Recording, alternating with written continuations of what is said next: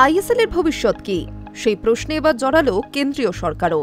শুক্রবার সুপ্রিম কোর্টে ফের শুনানি হয় আইএসএল নিয়ে, যেখানে কেন্দ্রীয় সরকারের সলিসিটর জেনারেল তুষার মেহতা জানান গোটা বিষয়টায় ক্রীড়া মন্ত্রক নজর রাখছে।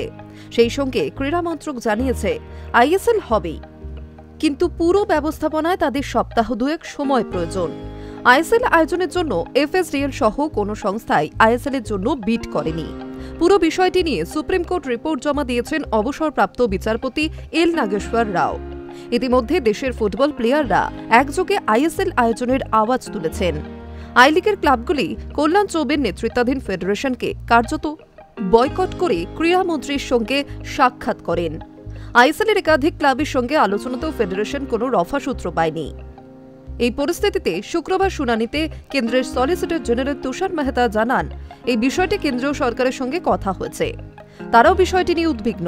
বিচারপতি পি.এস. নরসিমা এবং বিচারপতি জয়মাল্লা বাগচির বেঞ্চকে জানানো হয় যে তারা চায় যেভাবেই হোক আইএসএল হওয়া উচিত, যাতে ফুটবলারদের বা ক্লাবগুলো কোনো সমস্যায় না পড়ে। তার জন্য আইএসএল আয়োজনের প্রয়োজনে কেন্দ্র সরকার পদক্ষেপ করতে চায়, তবে পুরো বিষয়টি ফিফা নিয়ম নীতির মধ্যে থেকে করতে চায় তারা, না হলে ফের ব্যানের আতঙ্ক তারা করতে পারে।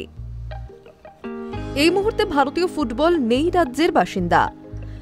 এহেন পরিস্থিতিতে ব্যাপক সংশয় তৈরি হয়েছে ফুটবলারদের ভবিষ্যৎ নিয়েও।